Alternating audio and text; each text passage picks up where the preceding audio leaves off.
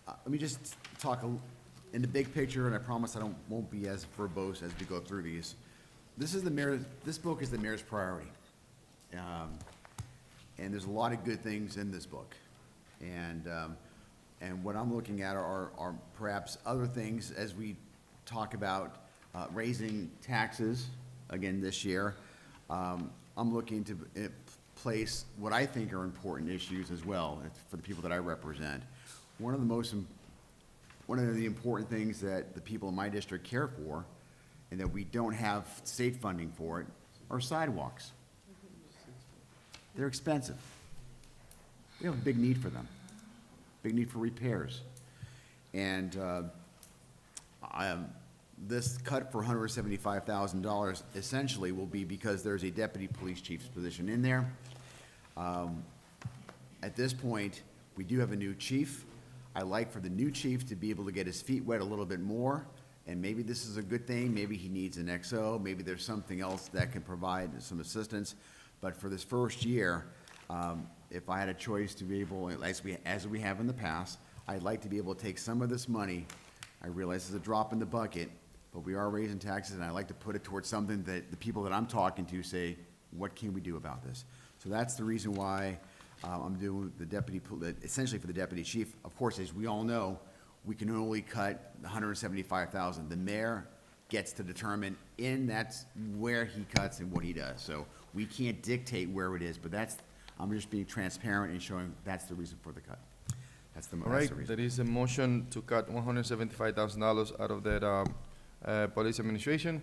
It's been properly second discussion. The chief is not here to explain how important it is or not? The chief is here. Okay.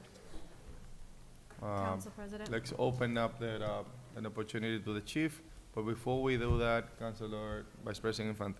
Thank you, Council President. Before we head to the chief, as the chair of the Budget and Finance Committee, I do want to shed some light on the discussion around this proposed cut.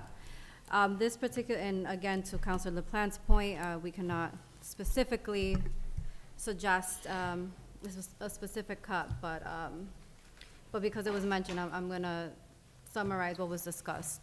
I was the counselor that evening that asked our new chief whether or not this position is actually needed within the department. And I asked for a direct, straight answer, which was provided to the committee, and he said no. This is not needed, but what it is needed is more men and women out on our streets. That was, long story short, it was a more detailed discussion, but that was the response that the Budget and Finance Committee received that evening. All right, thank you, Councilor Vice President Infante and the chair of the Budget and Finance Committee. Now we're going to open an opportunity for the chief to explain as of why, if it is any why. So by all means, Chief, Police Chief. Yes, good evening. Once again, I think that when we were here last, we had spoken specifically about that, the 175 being allocated to one particular position. And in light of the fact that we are approximately 29 officers short now, and that would be 26 line patrolmen, the captain's position that was vacated by me, and then the 2 sergeants' position that we are short at this time. We are up to 29 right now as far as personnel are concerned. I would like, as I've indicated in the past, that there was, I would like to be able to reallocate that. Now, the mechanism by which that happens, I don't know. But I would like to reallocate that for other things, such as, advertising, recruitment, and retention incentives, as opposed to having it cut altogether. Right now, I have specialty units that I've put together. My specialty and proactive units, such as detectives, gangs, and the drug units are all understaffed right now. I've even included new units that I'm putting on, which is a quality of life unit, also a traffic enforcement unit, and there's going to be a very heavy enforcement of the noise ordinances within the city in order to bring a better standard of living to the city, but also that has the, the side benefit of some income as well for the city. Now, with that said, again, these units can't continue to exist in any sort of strong capacity for a very long time, because what we're doing is we're straining the resources that we do have. Eventually, our effectiveness is going to be reduced. And again, if there is any way, and I understand what the current economic condition of the city is, but I would suggest that public safety is not the place to cut. And especially if that money could be utilized in order to bring in more individuals. I have right now one particular individual, which is a transfer, and this is the beginning of my campaign to try to get more transfers here, try to entice other officers to come here, and as the senior advisor said, to make our department something that attracts other officers to come to the city and serve the city, because we need it. When it comes to public safety, we have to really decide, and we have to really scrutinize what it is that we're doing. We're not just cutting 175,000, we're cutting my potential to perhaps entice other officers and lure them here. Understood. Now we have the city attorney right next to you, that potentially he wanna say something. First, I apologize for the mask. I have a little bronchitis and I'm trying to fight off. Being that this is the chief's first time before you, I just wanted to state, and I think everybody knows, cutting the $175,000 does not cut a position. It does not. If the chief decided that he loves that position, he can use, even if you cut the $175,000, he can fund it. It's his budget, he gets to do it. So Yeah, we got- when you cut, just realize you're cutting from the total budget, you're not cutting positions.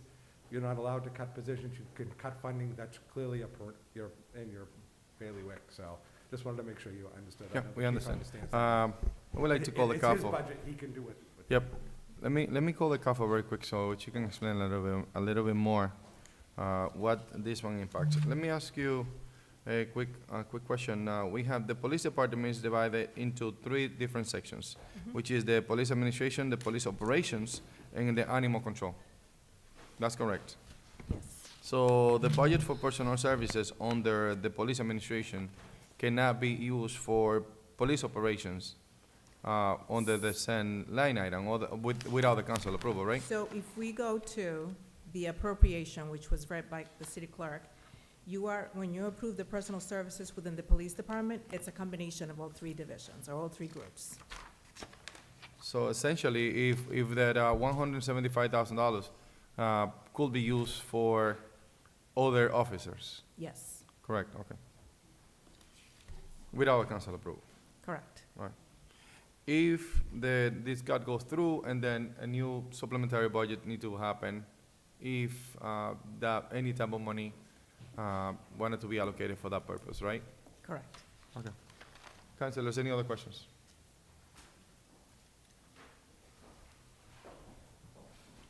The mayor's office. Through you, Council President, to make it easier for a vote, the mayor is in agreement that those funds could be utilized. However, not undermining the fact that our chief would need, that he can decide within his, if it need be, to have someone that can help him.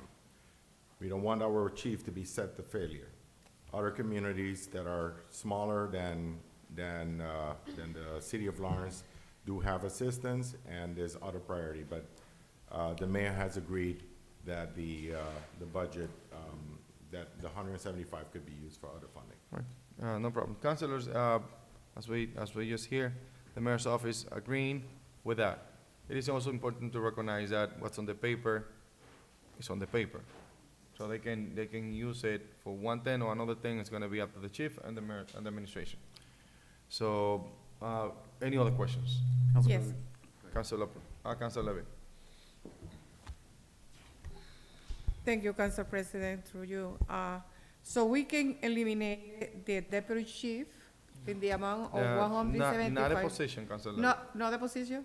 Just the 175. Just the amount of 175, dollars. but the amount can be used for him to decide whatever that he want to do in his department For to get personal or matters. hire more people. All right, Yeah, for thank you. personal matters.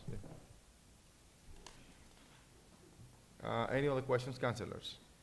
Councilor Plan. I just want to say that overall, this is not a cut for the police department. The police department's getting a 3.9% increase.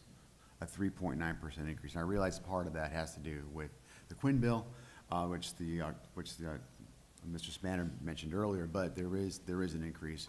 And I just think that, I don't want to mischaracterize that the police are facing a cut. And that's not exactly what's happening. We're just trying to reallocate this. I mentioned my priority.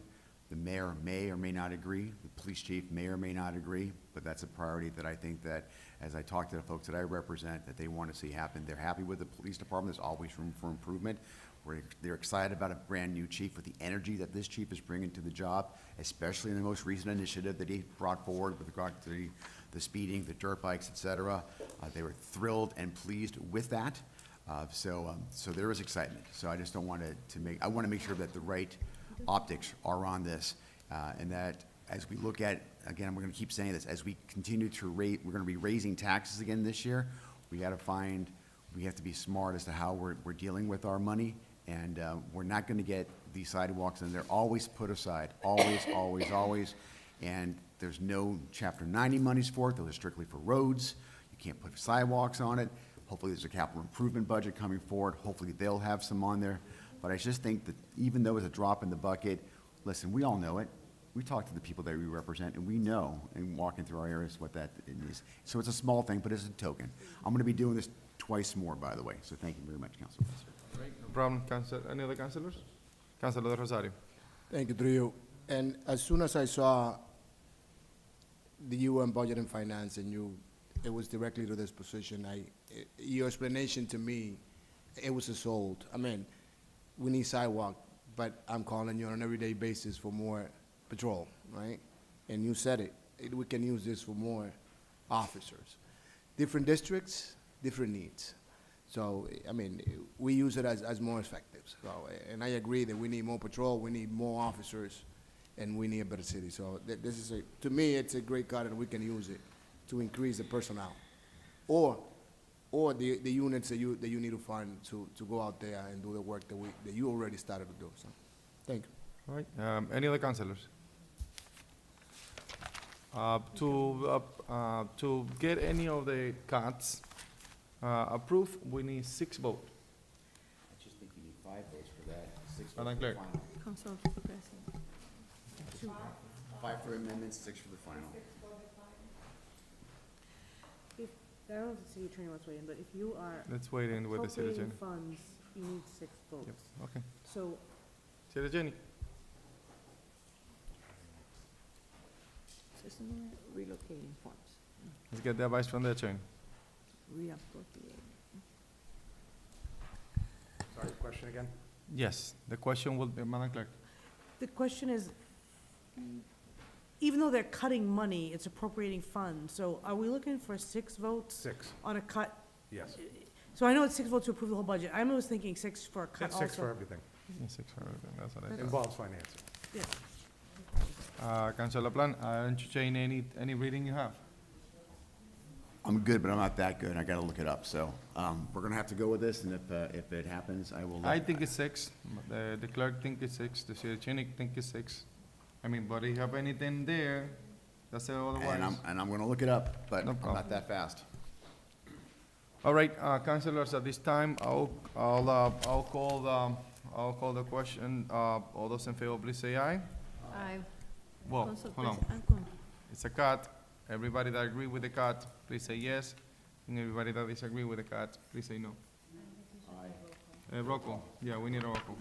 Roll call, Madam Clerk. This is amendment number 1, for $175,000 from the LPD. Council Levy, I'm going to start with you, please. can you amend Councilor it? Levy? Yes No. to the cut or No. no? Okay, no. Councilor LaPlante? Yes. Councilor Luzon?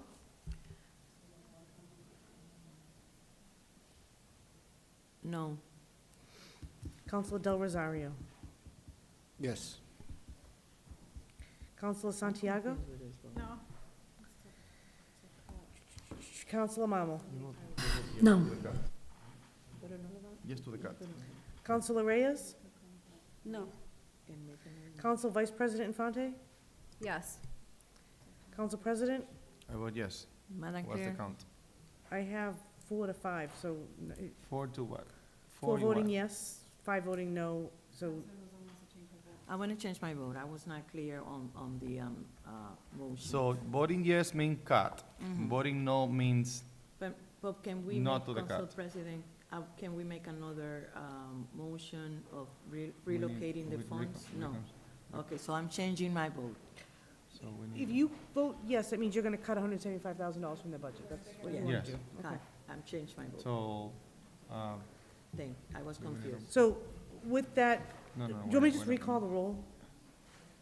We haven't really, I think that it was some confusion on that, on the meaning of the vote. Yes means we cutting You're cutting the amount. so that also means he can't reallocate that money, it's gone. Yeah, no, I mean, wait.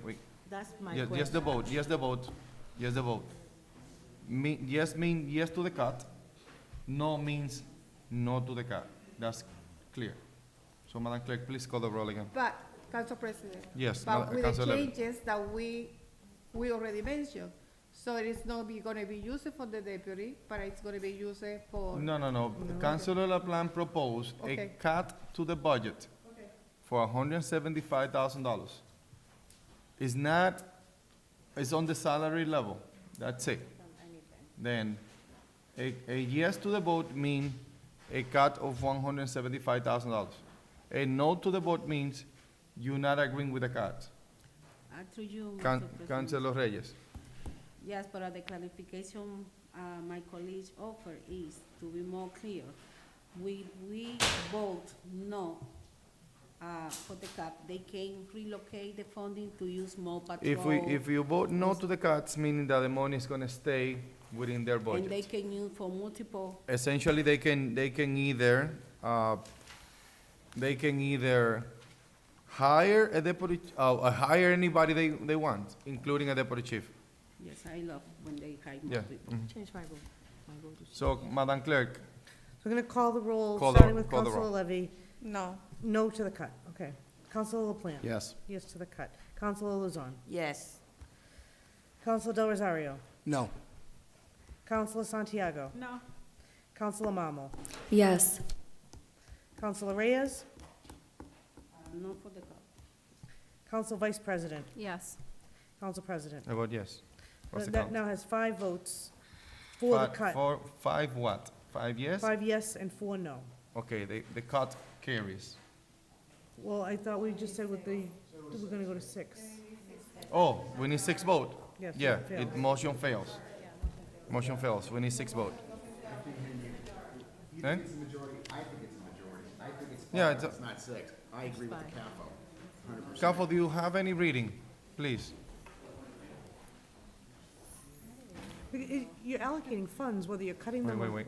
It's Mass General Laws, Chapter 44, Section 32. It says the council may, by majority vote, make an appropriation for the purposes recommended and may reduce or reject any amount recommended in the annual budget. I did check with the DOR just to make sure we were counting the right vote, and Can he you did just confirm read it's one more majority time? vote. It's a majority vote. Yes. Okay. So majority Council vote. President? Wait. So the majority vote on any amendment to the budget? And even for the full budget, No, that's not right. it's majority. That's not right. Council President, Councilor. That's not right. Councilor Santiago. I wanna reconsider my vote. All right, there is a motion to reconsider. Motion to reconsider has been made. Can I hear a second? Second. Properly second, discussion on reconsideration. I hear none. All those in favor on the reconsideration, please say yes. Please say aye. Aye. Any nay? Any nay? The ayes have it. So, the vote now, we are going back again on the $175,000 proposed amendment to the budget. And voting yes means you cutting $175,000 to the police department on their salary section. Voting no means that money is gonna stay within the police department. All right, voting yes means that we're cutting $175,000 to the budget. Voting no means that we are keeping the $175,000 on the police budget. But not for salary. No, no, no. Council President. It is only for salary, But it doesn't, only for salary. it can be different salary. It could be, Madam Clerk, please. I'm sorry. Only for salaries. All right. Any other discussion on that? Now we took a vote to reconsider, which is completely legal. Motion to reconsider within the next 24 hours is fine. Councilor Reyes. Can you explain it again to me, because I'm very confused? All right, Councilor Reyes. You The vote- motion is, Yes. to cut $175,000. Have more opportunity to have more. No, patrol, wait, more services. let's not put any last names. To cut $175,000 to the salary section of the police department's budget. To eliminate another. No. opportunity to hire in- Wait. It's $175,000 cut. That's what the council planned, have proposed. If we're gonna put all the things around, we can definitely say a lot of things. But this is that's what is being proposed, is to cut $175,000. But Council President, So, Councilor Reyes, you still have the floor. I still continue confused, because when we cut funding with the budget, with any department, we reduce opportunity to development, any other thing. So I continue confusing, because when we reduce the funding, and especially I represent the whole city. I receive phone call every day for more patrol. I don't want to cut any funding from police department, because I want to provide a more better opportunity to my community. We have a new chief, and we want to offer the opportunity for they have more funding to develop more program to our community. Okay, understood. Council, No, before we go that, we go to Council Levy. yeah. Thank you, Thank- Mr. President. Thank you, Council President. No, I agree with my college, that right now we are cutting around $75 Councilor from Levy. the Councilor Levy,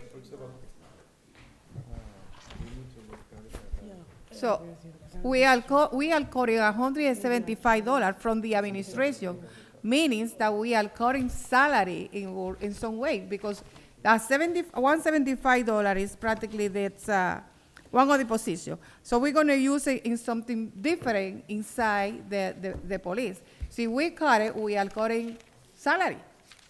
So, and that's what one been of the proposed. things that, I think that we need more police, we need more people working over there that can help our community. So, that is the reason what I think that we should not cut, that's the $175. No problem.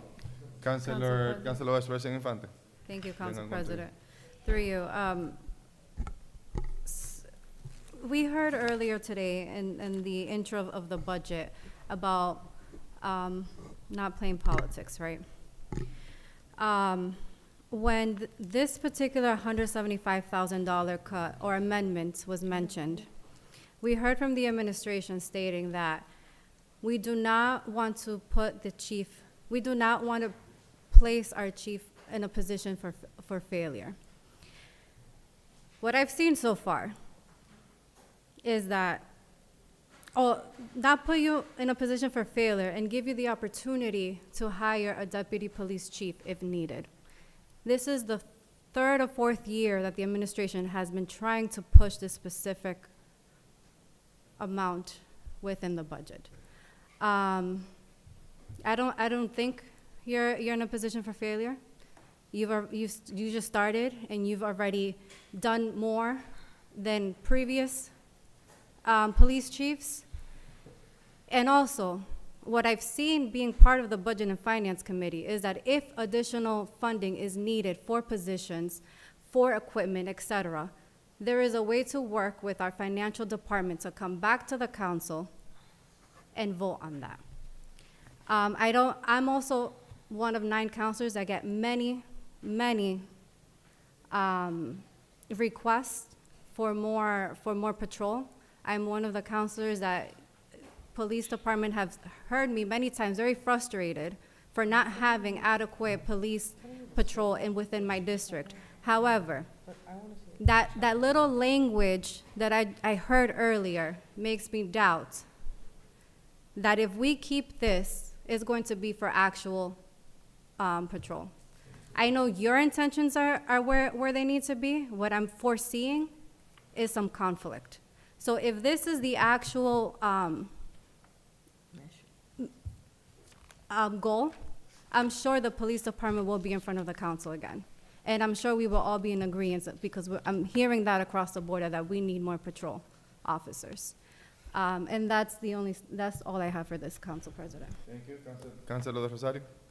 Thank you, through you. Also, what I've noticed is that if we cut this 175,000, it will be 175,000 out of your budget, Chief. If the administration wants to push a deputy chief, they have to come back to us. But if we cut it right now, it will be out of your budget. And eventually, they could, again, cut it, but they can use it out of your budget and put the 175,000 from somewhere else. If we cut it from you, it's money that you won't be able to use. But if they're looking to push this position, they have to come back to us to bring somebody in. So it's also about that we need to think about. It's 175,000 that we're taking away from the police department for them to use it. I will prefer it, because if you guys saw it, I changed my vote. But I would prefer the chief to have the 175,000 and sit down with the administration and explain also his needs, but already the 175,000 is not sitting there. And at the end of the day, the administration have to come back to us to put a deputy chief there, and then we can action on it at that time. But in the meantime, the chief will have the 175,000 on his budget. Thank you.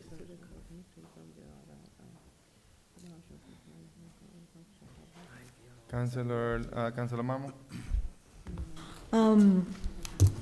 I was one of the counselors that felt conflicted, because I do agree that when it comes to law enforcement and having additional patrol officers, it's a necessity, and it should be a priority for our community. But it doesn't sit well with me not knowing how those funds are going to be allocated. Like, I wish to vote yes in order for you to keep the 175, but the whole purpose of this is to discuss budgets, is to discuss line items, and where and how money is being used and spent. So not having that clear is just doesn't sit well with me. And when I'm hearing conversations that we're cutting salaries, if the chief is holding well, and doing his position with integrity, it's only gonna cut that specific position.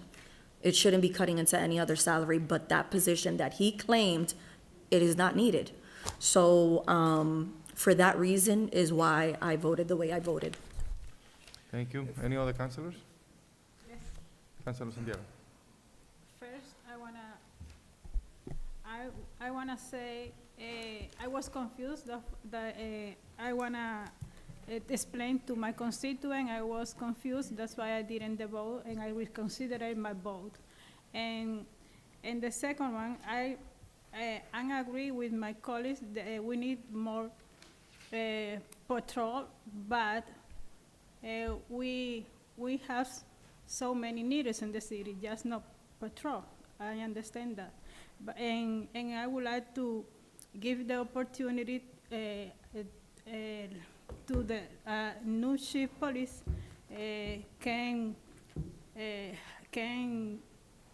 put in more challenge.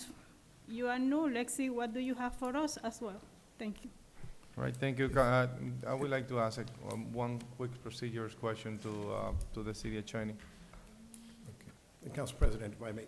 One minute. City attorney.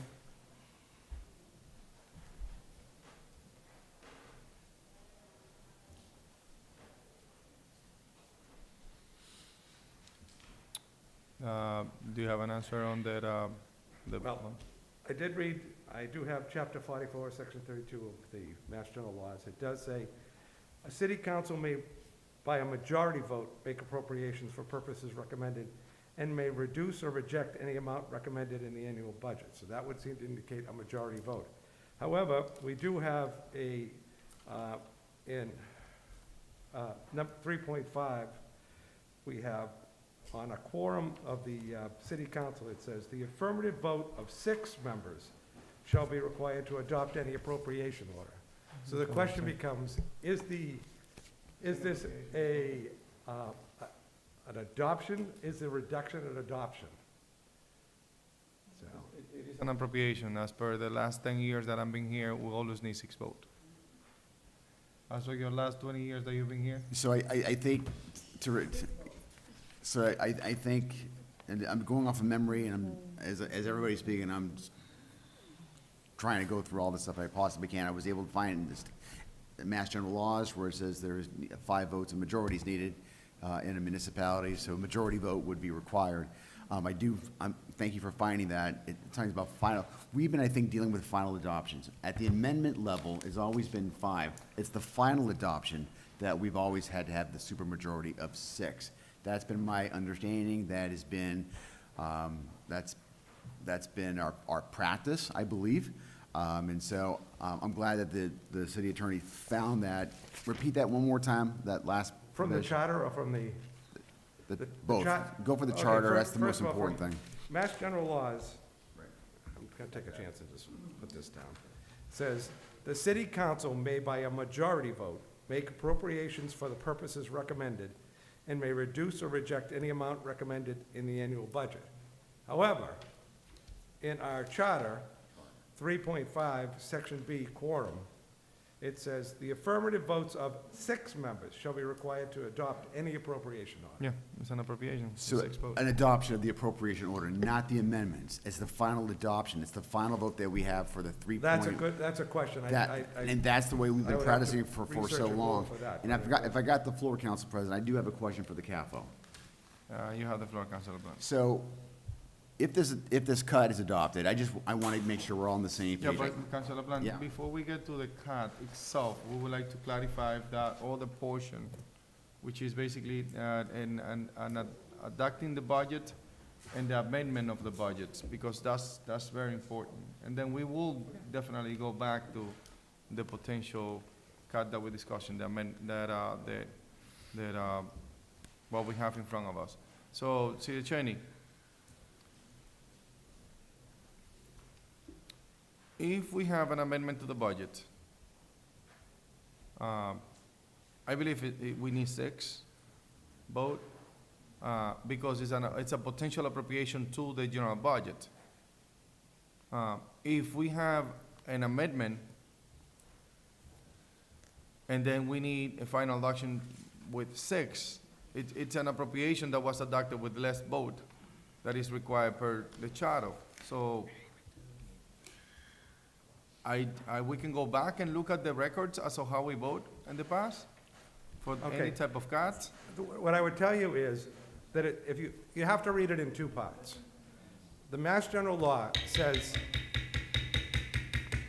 the city council, the first line, which I think is important, the city council may by a majority vote make appropriations. Our charter is in direct opposition of that. So we say you need 6. I would say you need 6, because it doesn't differentiate between amending and approving in the Mass General Law. It says majority. Yeah. We have said no. So, We've and said then 6. also, the City Attorney, we can, at the local level, we can restrict the law. We can. We cannot alleviate the law. You cannot. That's essentially what we're doing with our charter.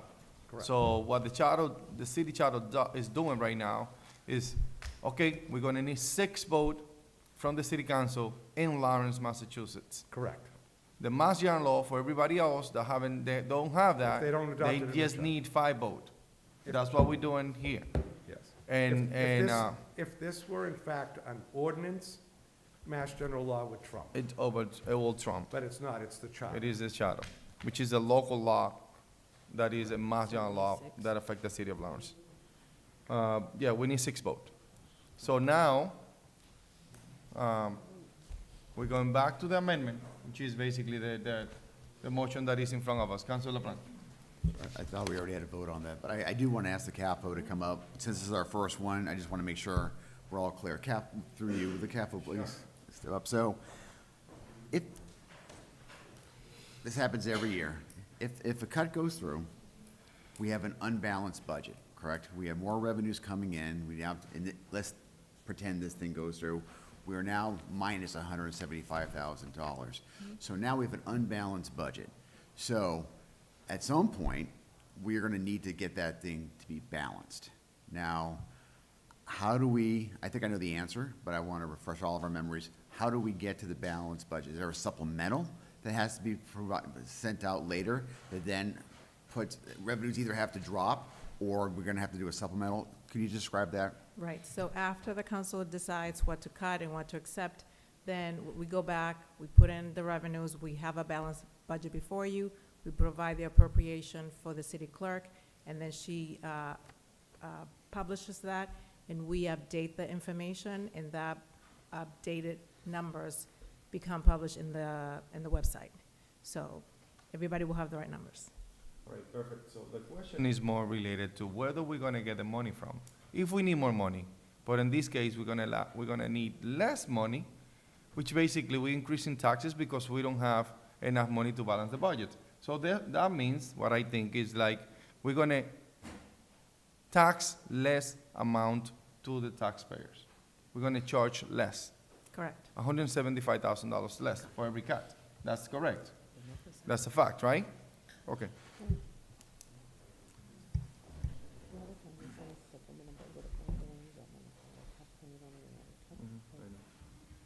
If I may. All right, sure, Chief. Just before. I mean, we wrap up- before we move to you, Councilor Plant, do you have any other questions? No, I before do, open up to the I Chief? do. Just, again, the poor Capitals gonna be back and forth. Can you, one more question through you. So, I'm trying to wipe the rust off my head from last year's budget. So, when we have in this situation where there's excess revenues, you just mentioned that that means you're just gonna reduce the excess revenues to make sure that the expenditures and the revenues match, right? Correct. I believe there was some sort of vehicle by The which. motor vehicle excise tax. Not the motor vehicle, wrong choice of words. I believe there's a way that, that, let's say that the administration can send down a revised appropriation to match the cut. So in this particular case, 175,000, it's not balanced, so that there would need to be something else from the administration that shows where that 175,000 is going, which is why the mayor's got the power of the purse to be able to put the money where he wants to put it, but we have the power to accept it and reject it at a later time. Now, I'm speaking that way right now because I think that's the way I'm trying to get back. Does any of that sound familiar to you at all? So I think you're combining two different scenarios. Okay, go ahead. At one point, Sure. the administration did provide a supplemental budget because of various reasons.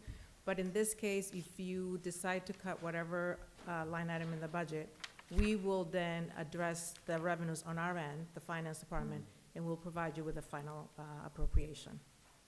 So my goal, I mentioned sidewalks, right?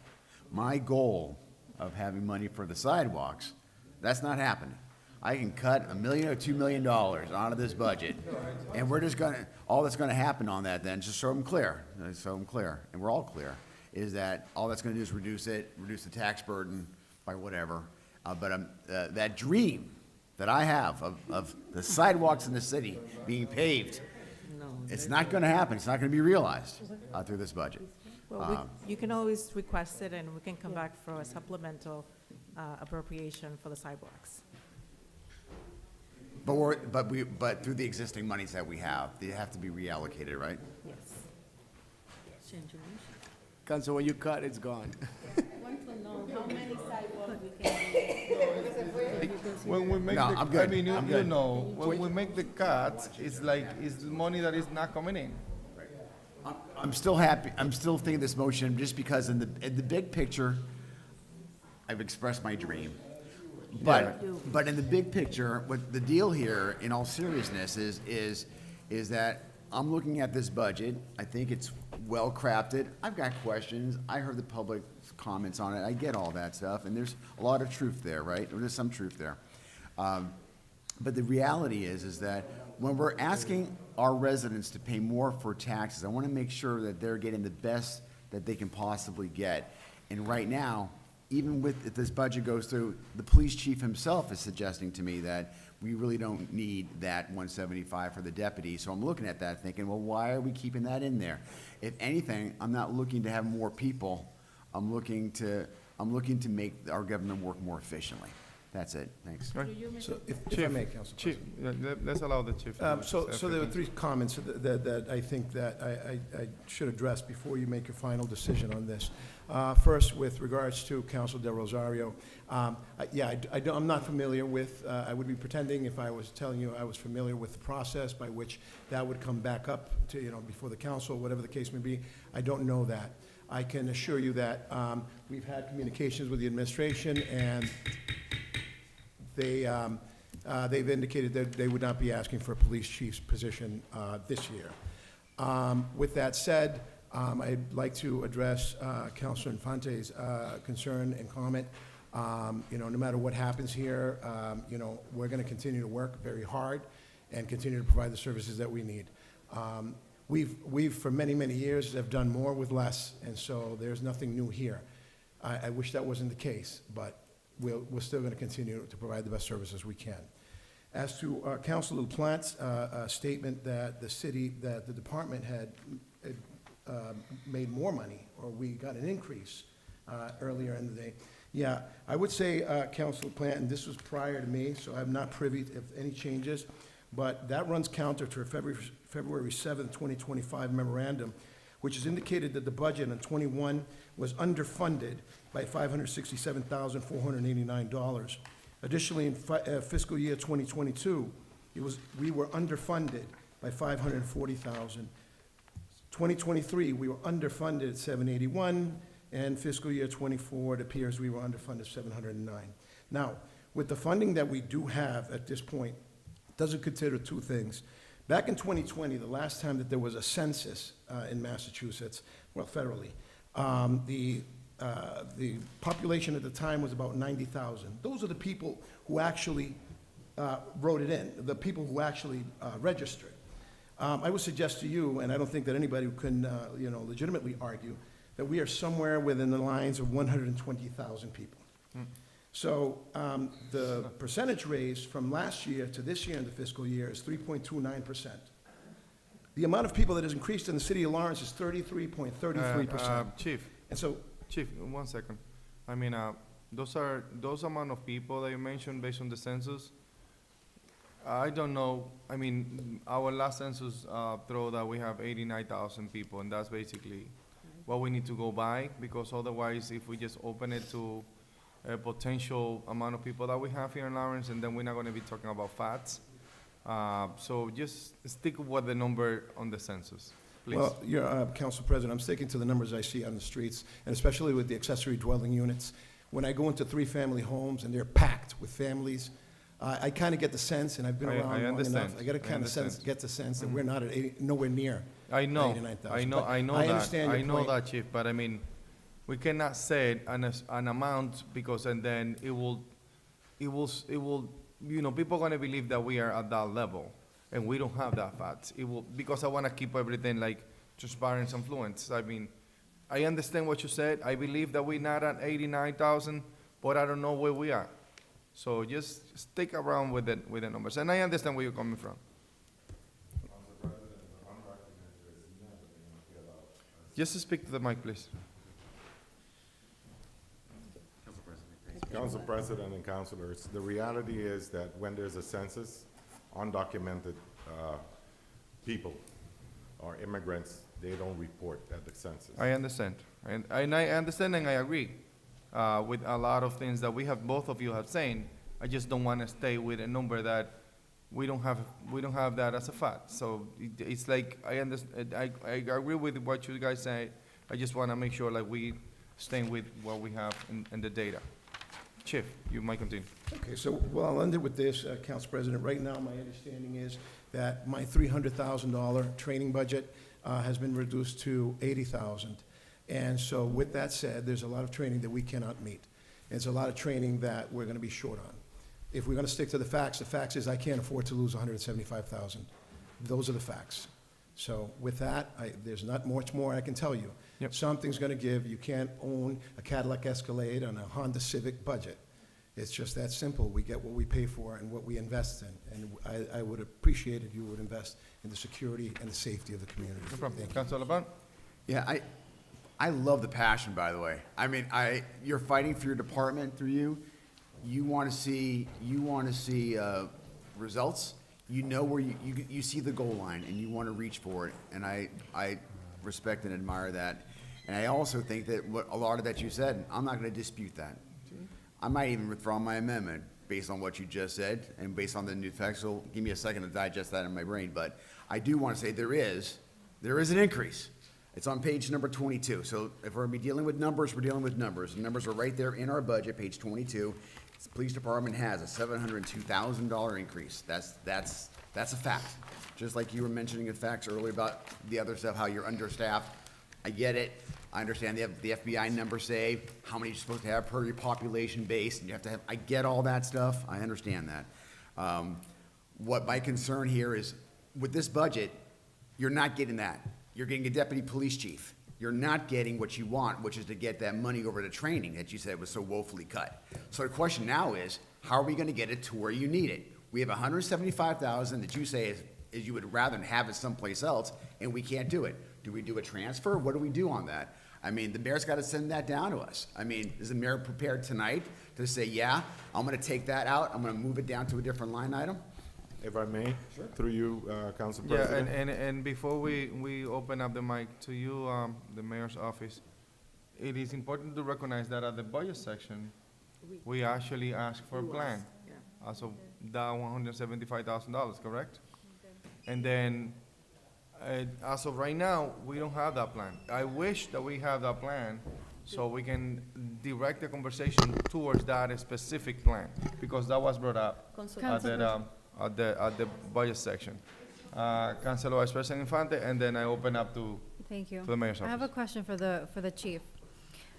Pertaining to your training budget, and obviously what we spoke about during the discussion we had during the Budget and Finance meeting. And this is a yes or no question, if possible. Did you express your concerns regarding the cut for training and regarding allocating funding for more personnel prior to this budget being created, or when it was the department's turn, or when you came on board? And I know we gave you more time to review this budget with the mayor, which allowed for changes to be made. Were these concerns expressed directly to the administration? We Sure. spoke with regards to the deputy chief's position. I indicated why I did not need a deputy chief's position, but I'd rather allocate the money toward more personnel, and they stated that they understood and that it was fine for this year. Thank you. So the It's question important is, for the the public to question know is as well. around the training. Did you discuss the training portion of it and the cut on the training portion of it? I became aware of the training budget, Council President, just recently. My Director of Support Services here, she might be able to explain at what point Oh, yeah. that left. As you know, I had nothing to do with the creation of the budget altogether. I've just recently been going through it and finding where there's any differences, discrepancies, and how the budget as proposed may or may not be consistent with what the vision is going forward, or the Yeah. mission. I understand. The good thing about all this discussion is that this budget has been proposed with two different dates. We don't agree today, and then we can agree on one date. Councilor Vice President Infante. Thank you. One last question, Council President. To our CAFL, our acting CAFL. During our discussion at the Budget and Finance Committee meeting, did you go back to the administration with our request to create a plan to reallocate the $175,000? No, when we discussed this, I spoke with You did. the council president, and because the amount was gonna stay within personal services, there's nothing to be done. The amount Got can it, stay there. okay. Okay, thank you. So these are very important because if we're going, having a lot of back and forth. So that's why I'm specifically asking, have these questions been asked? What were the discussions? So everybody can be on the same page. Thank you for clarifying, Counselor, because you answered your own question. I am. Basically, you have. What I would like to do, and this is a matter of trust, we're dealing with public funds.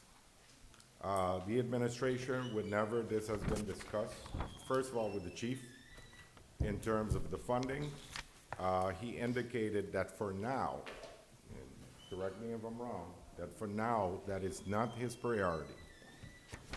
And I was gonna mention that during the budget, but then I said it was gonna take too long to bring forth the different changes and proposals on the changes on the budget, and this was one of them. So the administration is willing, if it's through a memo, we'll request was it Councilor LaPlante? You asked for if the administration would be willing to confirm it via a memo. You will have that tomorrow morning. But through you, I don't think we need it tomorrow morning. We would need something tonight. Well, essentially, We're gonna pass a budget, maybe. Maybe. This is a maybe, because we proposed to date. It's up to the council to decide whether this budget it will pass today, or it will pass on Wednesday, can or it have will a pass any recess. time before June 30, because that's the reality. Another thing that could happen is that if any potential amendment to the budget happen tonight or any time during this discussion, the administration can come back. The appropriate way to do it is the administration can come back at any time during the fiscal year with a supplementary budget, which is going to be part of this budget. And that's the proper way to do it, correct, Kafo? Okay, so you can do a transfer anytime during the year with the mayor's recommendation and approved by the council. Is that what you're referring to? Or the mayor can propose a supplementary budget, which is going to increase any type of money on any department. But that would have to be done like right now for this budget, for this meeting. Motion to Because it's fixed. The revenues are fixed. That's the issue. Yeah, all right. All right. Council Any other discussion, Councilor Luzon? Thank you, Council President. And thank you for bringing to the table that we did ask for a new budget from the police department. I recall that in one of the meetings, Council President. First, we asked the chief to review the budget because we knew he was not part of the conversation due to the process of him becoming the new chief. But also, I remember asking for, the committee asked for a new budget, something that will show that you needed the money for training instead of the position that we are talking about. And I don't know if they answered the question, but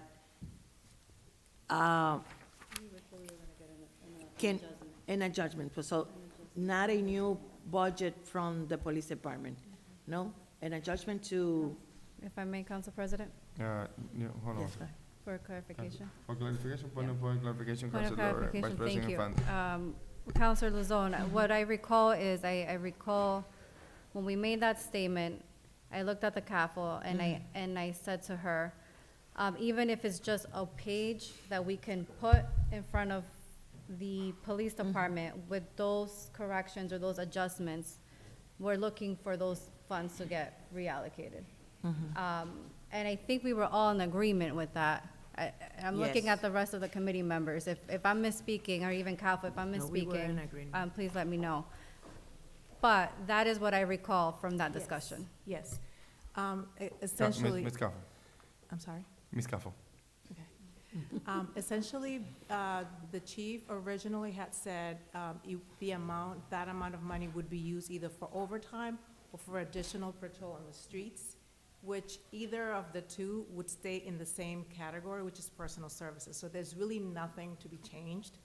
It's just maybe switching deputy chief versus overtime or whatever, but it is in the right category per the appropriation that the council will be voting on. So that's why there's really no change needed. Okay? Yep. In the meantime, the discussion is around cutting the $175,000 out of the department. Any other councilors? Councilor Mamo. Just listening to what the CAF was saying, so despite the fact that the funds are not gonna be allocated to a different division, so to speak, the title under which these funds were gonna be used for could have been changed. So if it's not for a deputy chief, then the job would have been simple enough to just change that, and that, we wouldn't even be having this discussion, to be honest. All right, if the council prefer, we can take a vote now, or we can have the amendment on the budget later during today. Council President? Councilor Mamo still have the floor. Oh, I'm sorry. Council President, for point of clarification, if you could please provide me with information.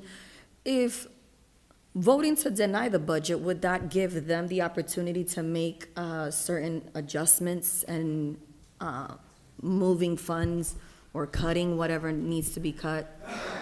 Yeah, good question, and the answer will be the following.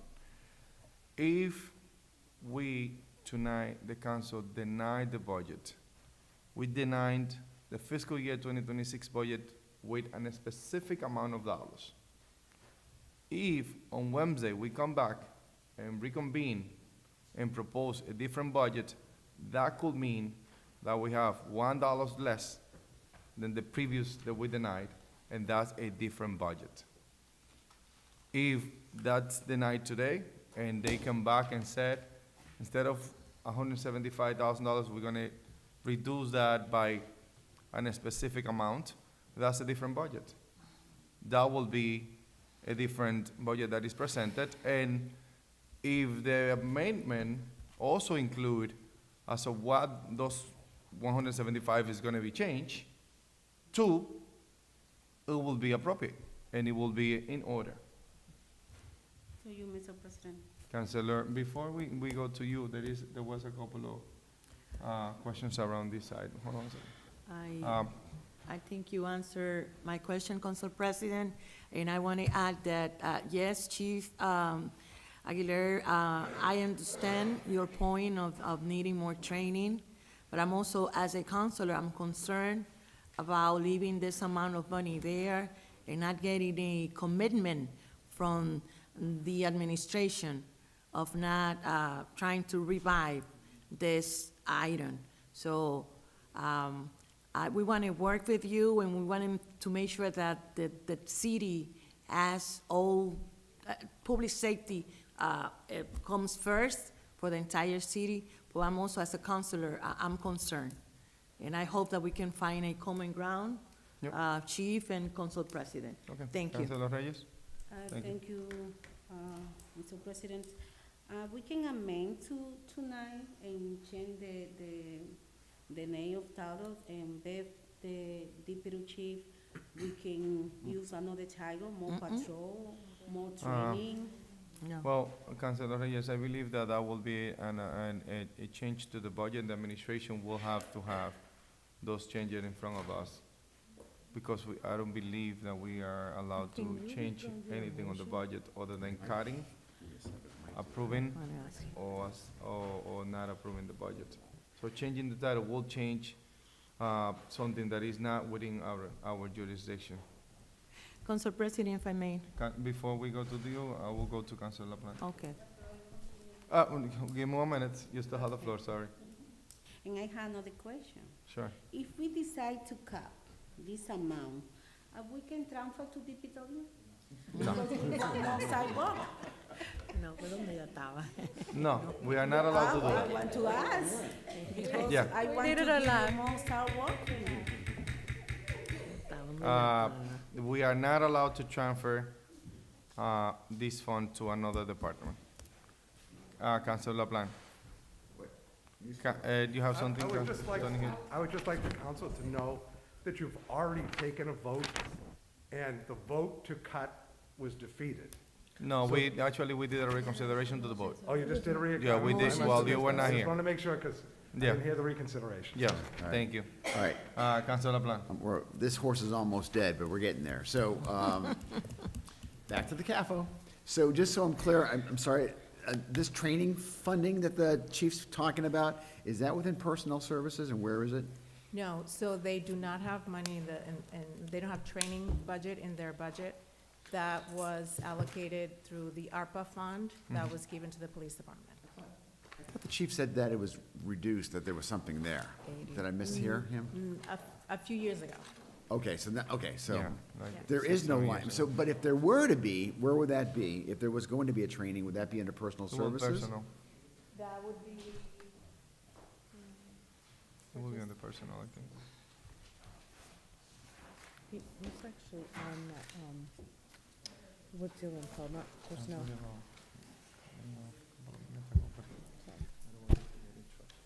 On the purchase of services, employee training. All right, and we're looking at page 70 on police operations? But they don't have that line item in their budget. They don't. They don't. But is that a requirement that they have that line item in the budget to be able to fund it? I don't think that's a requirement, is it? No. So, hear me out. This is a little unorthodox, but I think we can get to the finish line here. I think a lot of people, if I'm hearing this discussion well, is that people want to see the police department get some sort of money because, on training, because the chief has made a very eloquent plea as to why that's important. We gotta do this during this cycle. We gotta do this as this debate is going on, if it's tonight, if it's Wednesday, whenever it is that we're doing it, before we ratify or adopt the budget. I want to know through you, Council President, I'd like to get something in writing. It doesn't have to be anything formal, I don't think, but something that just has, I believe, a revised budget on one page that shows that money is $175,000 less in personnel services and $175,000 more in purchase of services. How quickly can we turn that around? And, because I think that would give me solace. I would withdraw my motion, because I think we're getting to the right ends. So I'm asking you, does it have to be written like this, or can it be, I don't mean this literally, but close to it, on a piece of paper, saying that this is the revised, for our purposes tonight, this is our revised budget for personal services. You understand what I'm saying? In purchase of services. So can you answer that? Yes, I can work with the administration to get that done, if that's what you like. If the administration is amenable, and it sure sounds like they are, Let me say it from the podium. Just the road right now. yeah, that was, just for the record, that was exactly what the Budget and Finance Committee request. So I guess that it is important, the voice of the committee, it's important to the rest of the committee, because I guess that we are on the same page. By the way, it is important to set for the level of transparency that Ms. Ramona, the CAFO, the acting CAFO, she did mention that for us to be able to fund, to mention to me, that for us to be able to fund this specific position, that specific position need to come in front of City Council for the reauthorization of the position, since it's been vacant for more than 6 months. And I'm being clear and transparent, and the Councilor De Rosario just mentioned that as well, during this hearing, the administration. So, quick question, can you repeat your question, so I know exactly that I think the council president has struck upon a pathway that may work, which is this. We need to have an understanding that position, deputy chief, cannot be filled, and everybody knows that until it gets reauthorized by the council. So right now, that's just a bogeyman, right, sitting there on a piece of paper. Nothing can happen until this council votes for it. That's number one. So I may withdraw my amendment with the hopes that the mayor will send down between major sub-objects later, a transfer from 175 from personnel services to 175 to purchase of services. It doesn't have to be done tonight, thanks to that, because of that little, that 6-month thing. So we don't need to do that piece of paper thing that I was talking about a second ago. So, but I want to hear from the mayor, because we're working together on this. Is that a commitment that the mayor's office is willing to make and send that down to us? Mr. Mayor, your approval? Another thing is, it is important to recognize the need of training. The committee was going with what the chief was looking for, which is having more people on the street. So now is either we're gonna have for training, or we're gonna have it for a couple of patrol officers that might be able to be funded. So let's see the priority of the chief. What do you Correct, want? And we're not at odds. I know.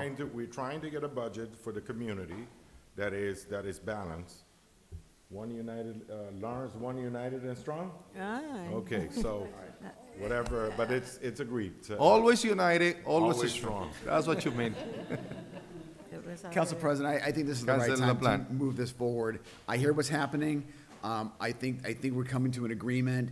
I think we're gonna be happy with this, and based on what I'm hearing tonight on all of this thing, and this has been like sausage being made, it's been ugly, but we're gonna get to a good spot. I'm gonna withdraw. Oh, thank you. I'm gonna withdraw my amendment based on what I'm hearing this evening and how we can go forward on it. Well, what I will say is that you will join your amendment, but the commitment we making is that if the budget get approved, it's gonna be pending that a specific on writing memo or commitment that is gonna show where we're gonna be using that $175,000. Is that correct? All right, no problem. Second. No, we don't have to second on that. It's been withdrawn. The discussion is now continue on the main of the budget. We have, other, potential cuts that Councilor Plan have. Yeah, I've got two more on this. Thank you, Chief. You're good, thank you. For me. He knows that you're For me. What's that? I'm done with him. Sorry. The next, similar, no sidewalks though, unfortunately, but, You're gonna get your sidewalk. I hope I can get my sidewalks. On page 75, on the Lawrence Fire Department, there's an assistant chief. 75.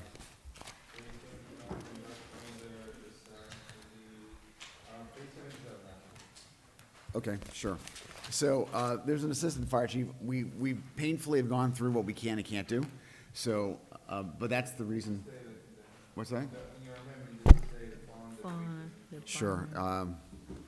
Amendment, this is Fire Department 22, Division 60, under Personnel Services, $150,000. Is that adequate? Yes. Okay. That's the motion, and I can explain it if it gets second. Second. It's been properly seconded by Councilor, Vice President Infante. Discussion, Councilor Plan. Thank you. So, again, every time I'm speaking tonight, I'm going to say this. We're increasing taxes by 2.5%. Let's just nail that home. 2.5 plus, Plus new growth. which is $1.2 million. Understood. So, I'm reluctant to see more positions. What I want to see happen is for, positions are important, but what the people do who get the positions are more important. So we could have a bunch of positions, and I'm not picking on the fire department, this is just a general theory. But if you don't have good people doing their jobs, I don't care what positions we have, it's just not going to work. That's just common sense. So, on this assistant fire chief, we haven't had it. From my perspective, the fire department's been working very well. Very proud of our fire department. I love the work that they're doing. They engage in our community. They've proved themselves during the gas crisis. Every day they're in the front lines. I hate to sound trite about this, but they're doing the work that protects and serves our citizens. And so I've got nothing but good things to say about our fire department. And they've done this without an assistant fire chief, frankly. So I don't know why we need an assistant fire chief. I could be talked into something else with this, because I can't be talked into sidewalks, but I could be talked into something else. But I just don't think we need an assistant fire chief, because I don't see the need. So that's the reason why I'm looking for a cut. I see that the acting fire chief is here. Why not put him on the spot? So the acting fire chief is here. Is there something else outside of this position in your department that's going to be critical to provide services to the people we represent? Chief? Good evening, Mr. President, councilors. This position of Assistant Fire Chief, I firmly stand behind. I believe it is needed in the city of Lawrence. I've worked for the fire department the last 25 years, the last 8 years in administration. And I think I said it a while ago. The first time that I realized our hierarchy wasn't cut out for big emergencies and other things was during the gas crisis.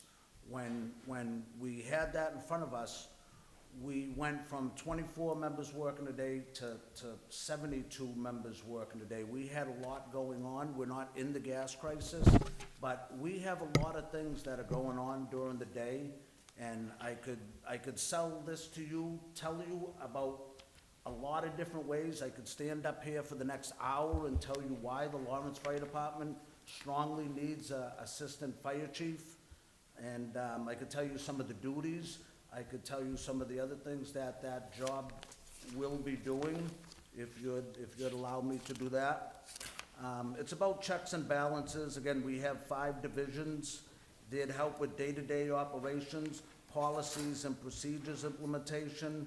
They could help with budgeting, personnel services, hiring, also incident command. Specific things that they could be doing is, you know, help with training. EMS right now, we don't really have anybody seeing our EMS. Going back to training, our training is 1 person for 124 members. The last person that was going to bid that spot came and they wanted to make it a division. It's a captain right now. That person wanted a captain. They wanted a lieutenant and a couple firefighters to assist in that training. They could oversee that. Public relations, equipment and apparatus, grant writing. They could act as a liaison. There's plenty of things they could do. They could be support for the fire chief. One of the other reasons why I firmly believe it, as the senior advisor stated, that we are trying to work within the parameters of the city and for grants. We're approaching for a FEMA grant, we're really shooting for the moon with this grant. We're gonna be asking for $1.3 million to really take the Lawrence Fire Department to make it one of the premier fire departments, not only in the Northeast, but in the country. 1.3 million, we're asking to supply us with 10 positions for 1 year. In that 1 year, I've spoke to some councils about it, in that 1 year, we believe that we could sustain those positions if they got brought on. And I believe the city's commitment is only $64,000 for the federal administration to give us $1.3 million for 10 positions for 1 year to get out and do some inspections. Some of the things, like I've stated before, we don't even have the staffing to do a lot of the things that we're required to do by law. One of the new things on the books is periodic inspections. Periodic inspections requires the fire department to get into every building and assign it a risk level other than 1 and 2 families. That's 4,000 inspections. So we could do some funding, we could maybe get some money from doing some of those inspections, and it's all about the hierarchy in that grant application. We did already state that the city is funded an assistant chief position. Again, we have 5 divisions. When you make a new position, which this is a new position, there's a couple ways to go about it. You could create the position, and then you could go look for the funding. Well, the timing where I'm coming into this position, we're doing it, there's no really right or wrong way. We're just doing a little bit of opposite. We are getting the funding, and then we still have to create the position. So when we create the position, the council is gonna be involved in this. You have to write an ordinance for the position, you have to write a job description, so you're still gonna be a part of it. That $150,000, we could, if this never comes to fruition, and we do not get that position, because later on the line, the council does not approve it, we could still use that money in the 51 series, personnel services, we could use it for other things such as overtime. Again, I had to come back in front of this council and ask for $700,000 of overtime. I am taking a deep dive into everything we do in the fire department, and I'm gonna try to lower that overtime cost, but I'm not gonna be able to lower that by $700,000. So the worst-case scenario, that money could be used in the 51 series, the personnel services, and we could move it over to there. But again, I firmly stand behind this position. The last 8 years, I came into fire prevention, the administration side, during the gas crisis. I have worked very closely with the prior chief, and he may have stated that maybe he did want it, he did not want it. When I take a look at the department and some of the things that I see us going in the future and the direction that I see the Lawrence Fire Department going, I think this position is needed, and it's something I firmly stand behind. Rosario. Yeah, so Councilor LeBlanc. thank you. So what I'm hearing, I hear two things.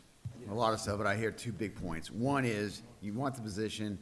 One of the big things is someone to write grants, and an example of the grant that you would look for is someone to do like some sort of inspections in some buildings, and that's like a huge thing. And by the way, I'm all in favor of that because the safety of our residents is primary importance. And right now, we've got so many people living in so many different places, I question their safety.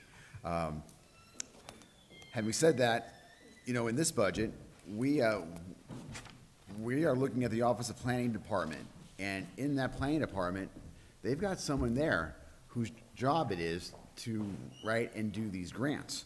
And we actually upgraded that individual, the Director of Project and Management and Development, an upgraded position. So I know that I'm hearing the discussion regarding we need someone to do the grant stuff. We have somebody well compensated in OPD whose job it is to provide that kind of assistance to the fire department, the police department, across every agency of our city. So I guess I'm questioning whether or not we really need it for that. And the other point is, what can we do to fund, besides the grant, that inspector that you're talking about? Maybe that whatever it is, that 150 can go toward that actual job, in addition to getting grant money. The grant portion that I spoke about is just one aspect. I could probably name 50 other things that person would be able to, in different ways, assist in our department. Just to be clear, the 4,000 inspections that I'm said, it's not just my idea to go into these buildings. We're mandated by law to go into these buildings. There's two books that really guide the fire department, Mass General Law, Chapter 148, and 527 CMR. There's a lot of things that we must do. We must go into a house to pass for smoke inspections, to give a certificate in occupancy. We have to do quarterly inspections, and this also is new. So it's really not one of my ideas. It's something by law that we have to do. How do we fund that? How do we fund getting you to that spot? That's the question. We have 150. How does that help? Can we reallocate that one? Excuse me, can we reallocate that 150? Could we allocate it to? To do what you just said, that you got a mandate now by law that you've got to go in, that you're required to do it. There's no, like, you can't say, I don't have staff. You got to do it. You're required to. So can we allocate you to provide some relief so your department can do that work? I've got 150 going to an assistant commissioner's position. I'd like to see that 150 go and boots on the ground so they can do what you're talking about. I think this does allocate it to that, because this person is in a command position, and they are on a daily basis directing other people, working with inspectional services to go out and do these inspections. The only way you're gonna get it done, Counselor, is with personnel. Sorry. So just to kind of like, guide this discussion, you're saying that you need somebody that is gonna be on top of the fire administration, the fire suppression, the fire alarm, and the fire mechanical division, the fire electrical inspections. Councilor Plani says, we need more people that actually do the work. It's different things. Point of clarification. Yeah, Councilor Infante. Thank you. Thank you, through you, Council President. To answer my colleague from District F, the frustration that you're expressing right now, it was the same frustration we expressed at the Budget and Finance Committee. The same way that you're contradicting yourself, Acting Chief, is the same way that you did that night. And what the statements that the council just made are similar statements that I made to you that night as well. Thank you. So essentially, we're talking different things. The councilors is looking not, I mean, the intent of the council is not to cut to the department. The intent of the council is to reallocate the funds where it's actually gonna make an impact, according to what you say and according to what we're seeing here. So that's the thing. The city council have got this position in 3 years in a row. Now we don't see any difference. So, but the 150,000 could be allocated for something else, and the council will not be in disagreement. Point of clarification. Councilor Infante. Sorry. There is a difference with this particular item. It's actually from, and I brought out my budget books to ensure I'm not misspeaking, but from FY '24 and FY '25, this particular item was budgeted for $120,000, and this year for FY '26, it increased $30,000. So Yeah. there is a difference. Yeah, there is a difference based on more money. The administration of the chief?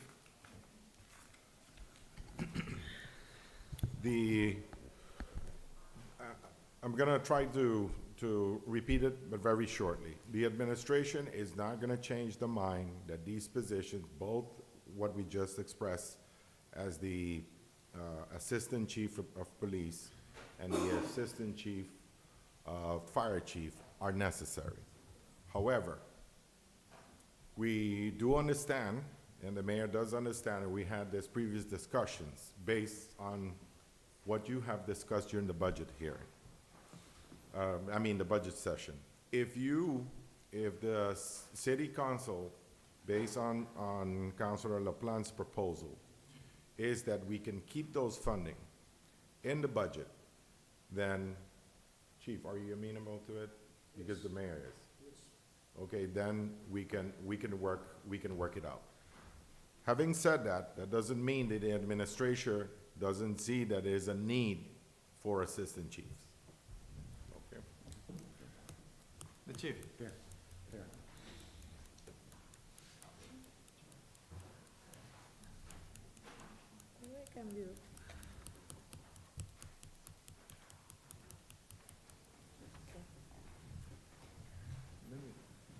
The chief? You have the floor. Good evening. May I say, I don't mean to come off that way. If that's the way I'm coming off, I apologize. I guess I'm just trying to get my point across, but I don't mean to come off as frustrated because I'm not No, you're frustrated not. at all. No, you're not. I By all means. apologize if that's the No, way. no, you're not. Nothing personal, trust Okay. me. You're good. Thank you. No, any other councilors? Councilor LaPlante. Yeah, so I got a motion, it's been properly seconded.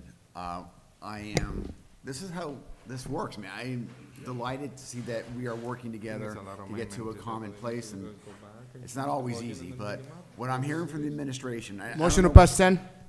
The motion to pass 10, properly second, no discussion on that. All those in favor, please say aye. Aye. Any nays? The ayes have it. What I'm hearing is that there's an opportunity here for us to work together to get no cuts and just reallocate. I think that's fantastic.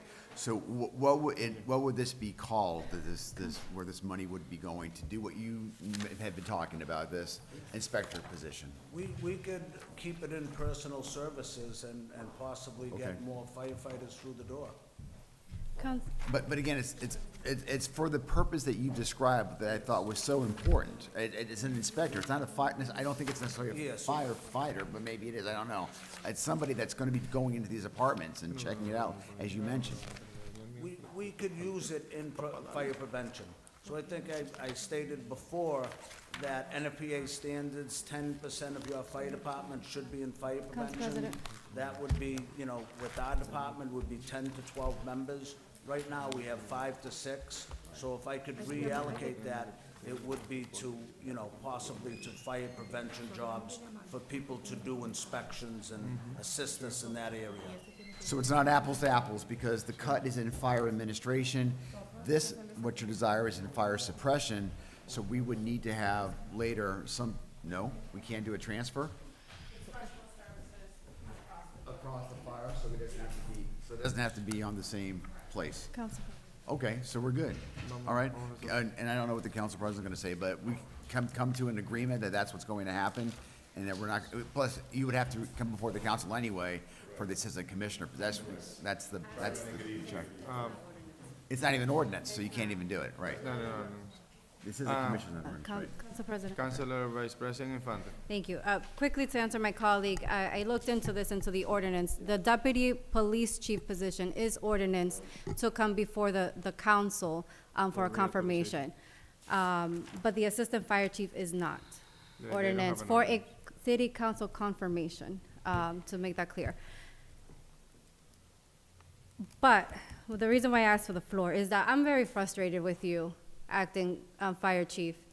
Literally, what you were just saying right now, what Councilor LaPlante was just saying, I recall stating to you directly, why are we not using this? If you're saying that we need for fire prevention inspectors X, Y, and Z, why are we not allocating this money for that? And I'm not done. And what I'm hearing is, first you mentioned firefighters, and I said this to you that same night. You are in an acting position looking to get confirmed. So of course you're going to say, and this is my opinion, and last same night we said we're gonna agree to disagree. The administration is saying that they need these assistant chief's position. We have one person that already has been confirmed and within our public safety divisions that are saying, you know, let's meet in the middle. The administration saying the same thing. Let's meet in the middle. This is where we can resolve this. But the administration is saying we still need this. And then when you're making a point about fire prevention and inspectors, Councilor LaPlante just called out, well, why are you saying we need this for firefighters when you just made an argument for fire prevention? Which is the same concern we had that night that was pointed out to you as well. I think it's terminology. They are firefighters. So the members of fire prevention in our division, they're firefighters. So I might be using the terminology, but our inspectors, they are firefighters. So when I say firefighters, you know, the members in fire prevention, they are firefighters, the inspectors. So maybe the terminology might have gotten mixed up, and I apologize. I understand, but I also don't Councilor Vice appreciate when members of either the administration or department heads come in front of the council and make an assumption that we're not intelligent enough to figure out what's going on. And that's the sense that I'm getting. And again, we're gonna agree to disagree, but aside from that, I do understand, and I'm looking at you, Senior Advisor, I do understand that you're working with the mayor live with us, trying to figure out middle ground. So I do want to acknowledge that, and I appreciate that.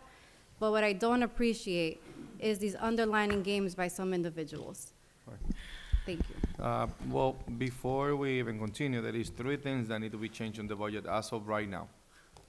We have the amendment, we have the amendment on the police department, we have the amendment on the firefighter department, and we also have the amendment on the memo. I personally would like to see those amendments in the book before this, because we're gonna continue on going, and then eventually, what's gonna happen is that we're not gonna present a book budget that is clear with what we want. I will feel a lot more comfortable if we keep on adding amendment and subsequently voting on a budget book that is the accurate book. if that's the case. So that we already have 3. So Councilor LaPlante. Yeah, based How on you all, proceed? based on all of this discussion, Withdraw. I'm about to withdraw, but No, no. Mr. Spanner gave the figure like No, no, this, I'm not we- sure what's we going on. have- Okay. And so I'm gonna. I'll leave it. I'm gonna withdraw my Chair, amendment let based the on. Counselor finish. I'm gonna withdraw my amendment based on the understanding that we just heard, plus we also understand that we're not gonna vote for it anyway, I so. understand. So All right. I think we're in a Motion- good place. Motion has Withdraw. been withdrawn. Council With President? the understanding of a changing on the budget book. Yes. The administration. Council President, and I would like to address Councilor Infante's comments. In no shape, way, or form, because after the budget sessions, you present your concern, each one of you, and as you know, I have asked you individually, and I have invited some of you to come where clarity was needed. These things, dynamics change. And to say, let's say, we had conversation with the police chief, we had conversation, the mayor had conversation with the fire chief. As of today, we still had a conversation, and right now I need to confirm with my boss that we're doing the right thing, that we're not making any decision. But please, these decisions, it's not as if they're working, all the staff is working under the executive branch.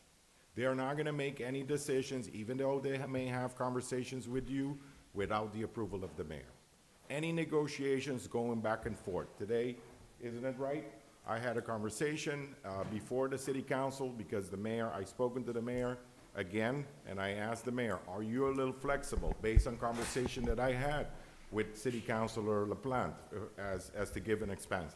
I have heard certain concerns from Councilor Marble. I had concerns heard from Councilor Santiago, from all of you that are here. One way or the other, we had communication to bring that forth. But please, if you can, don't think that the individuals that come before you as department heads are shifting. It's kind of difficult to negotiate with 9 people than to negotiate just with one person that makes a decision. All right. So, out of respect to the council, next time, and every time from now on, that we have an item in front of us, we need the administration here. Because when anybody from the executive branch come in front of us, we are thinking that those department heads that have the authority from the mayor's office to make potential changes that we are requesting at this level.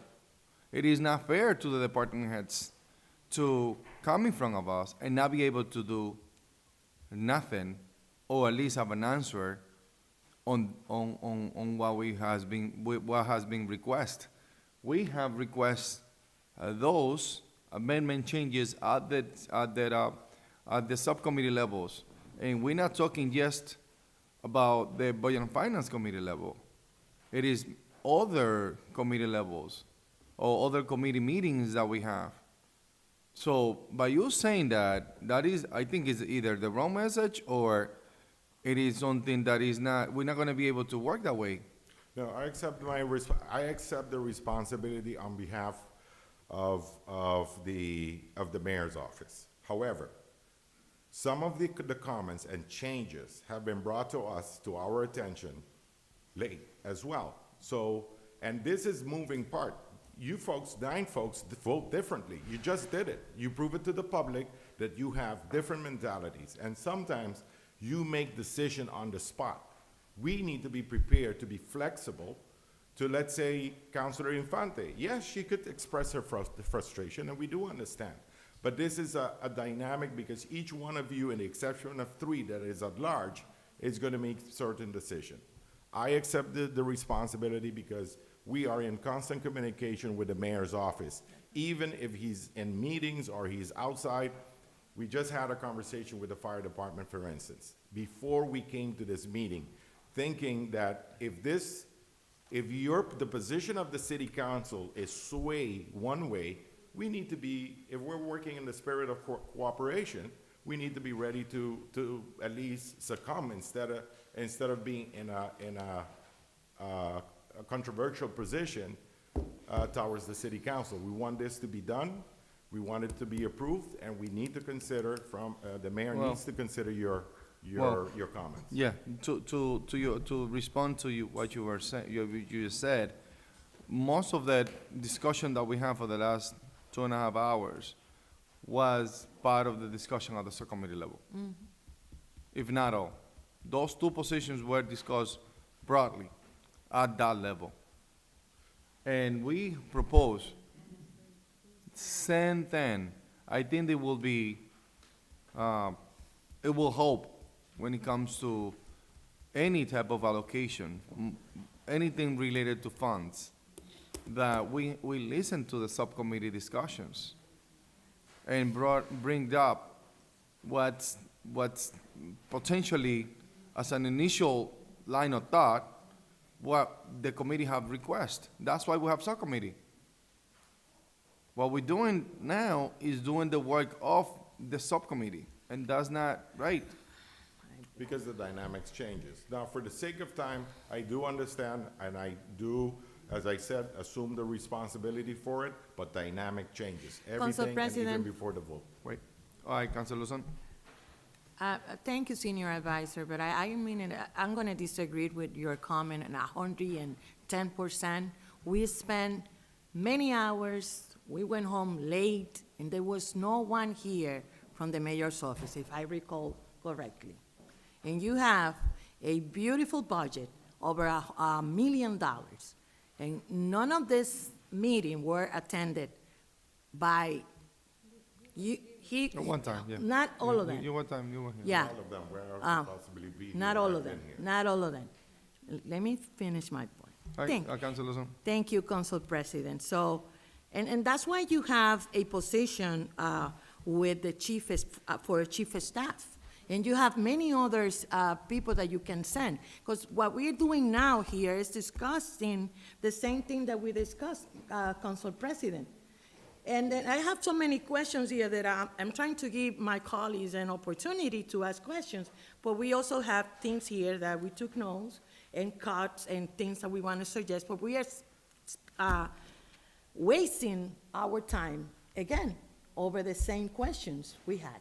Right. So I believe, and forgot that I need to mention a position that was not presented to us by no one, the emergency manager.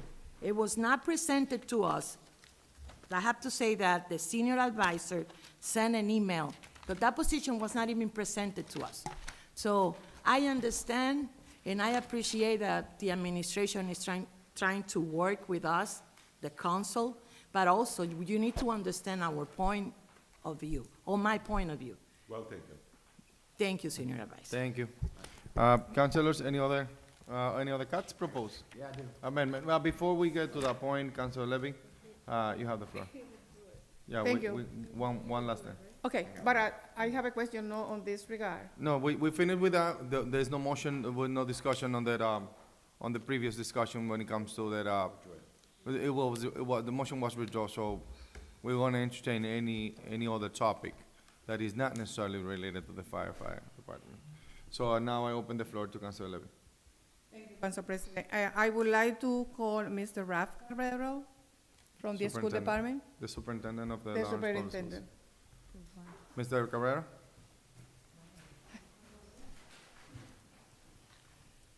And Councilor Levy have questions related to Yes. the future of I think we should go the schools. Thank Good evening. you, No, Maclaplan withdraw the motion, so there is no motion. I know, but I mean, I'm gonna recognize her because there's some things going on. So let's allow her to speak. We're not going to that school department budget. She have a question. Not yet. That's too long. Mr. Cabrero, Councilor Levy have a quick question. And it's not related to the budget necessarily, the entire budget of the school department, it's something else. So- are we Councilor Levy, we're not Councilor Levy. discussing this. No. Wait. Mr. Guerrero, Superintendent, we are not going to discuss right now the budget of the school committee. So our question is regarding that when I was looking at the budget, I didn't see any money allocated for the people who's going to be hired on the next election for the school committee. So how are we going to address this? So I can understand clearly what you're asking me. In the current school department budget that was submitted, there is not dollars allocated for the next school committee. Correct. Yes, correct. That's the question. Okay. So first of all, never in the history of Lawrence Public Schools budget has there been allocated money to pay school board members. That haven't happened yet. Correct, so that's why, number one, it wouldn't be in the budget, because we don't know that. Now, I know that in past charters, and I still think it still holds true, there was a decision to add to the charter school committee stipends, is that correct? Correct. Well, that is on the current city charter, under the section 5 of the city charter, which talk about the school committee. It also talk about the compensation of the school committee on the last section, I think it's 11. Just talking from the top of my head. So essentially, on there is a section that states the compensation of the school committee will be determined by a city ordinance. And essentially what the city council at large, Anna Levy, is looking for is to see if it is any type of allocation or a plan to allocate funds for the school committee once we adopt the new ordinance, which also reflect the changes that we made under the home rule petition that just passed less than a year ago. So is the plan going forward with the new city council structure in January to have a stipend assigned to every school board member? Yes. That means the elected ones and the Both. appointed ones? And the appointed one, yes. Okay. That is true. Correct. Okay, so I understand.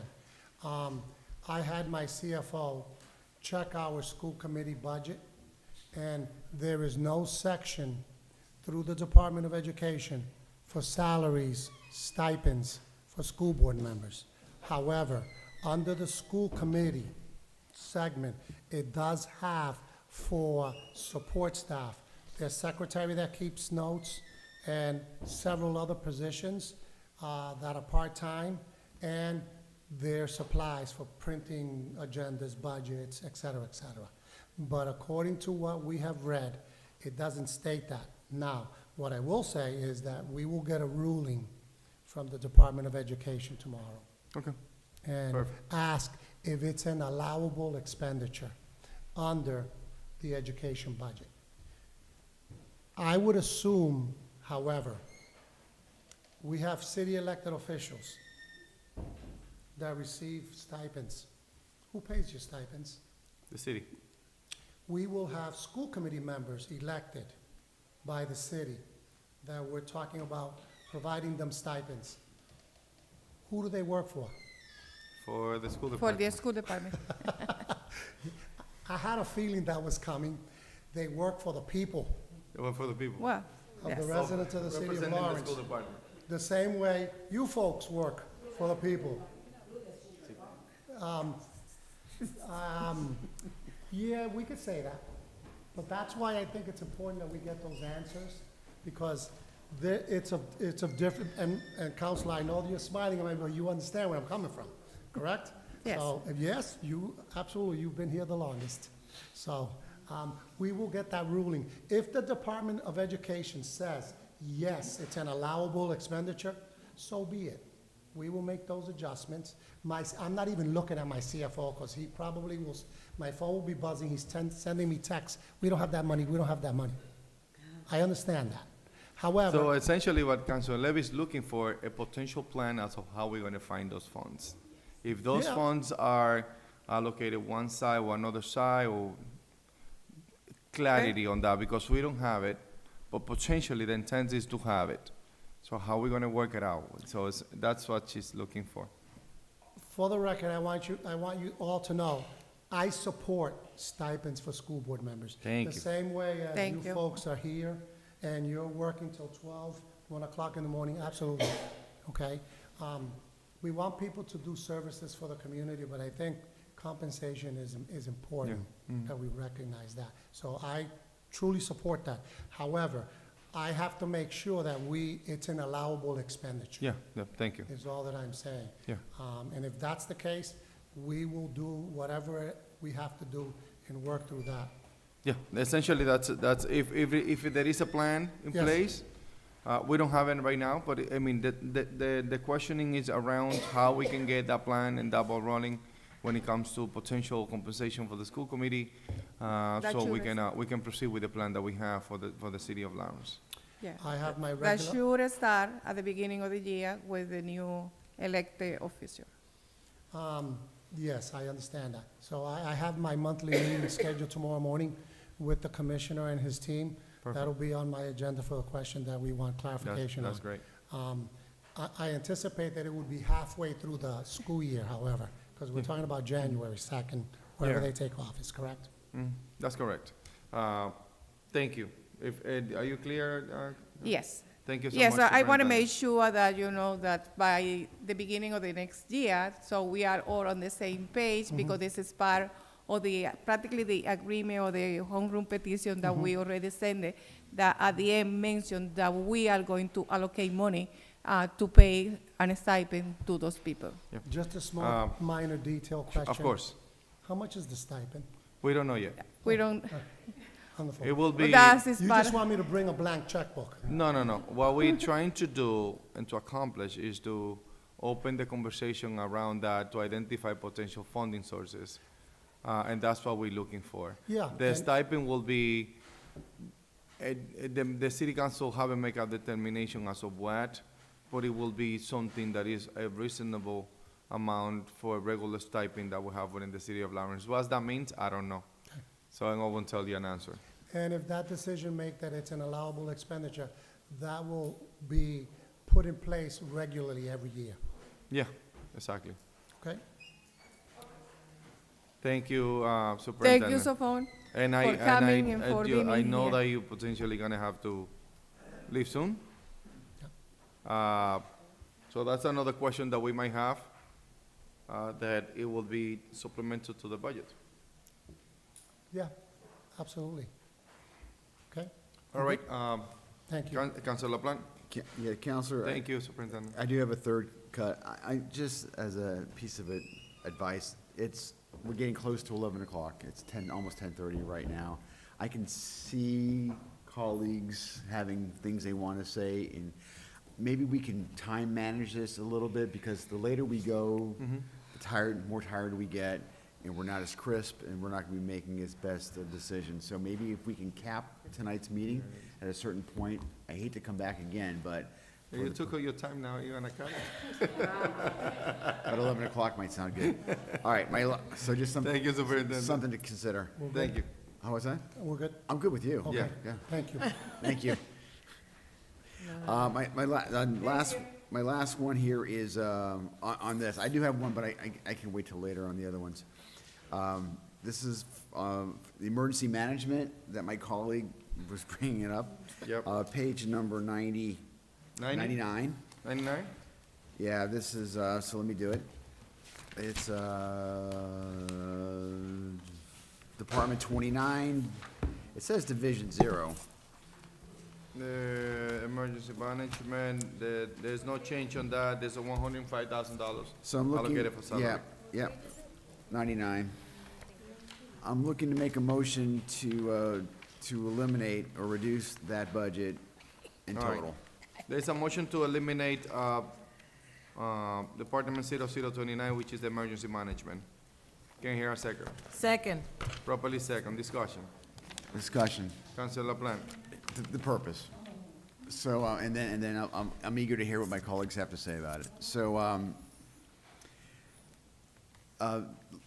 very brief history. This has always been this is emergency management.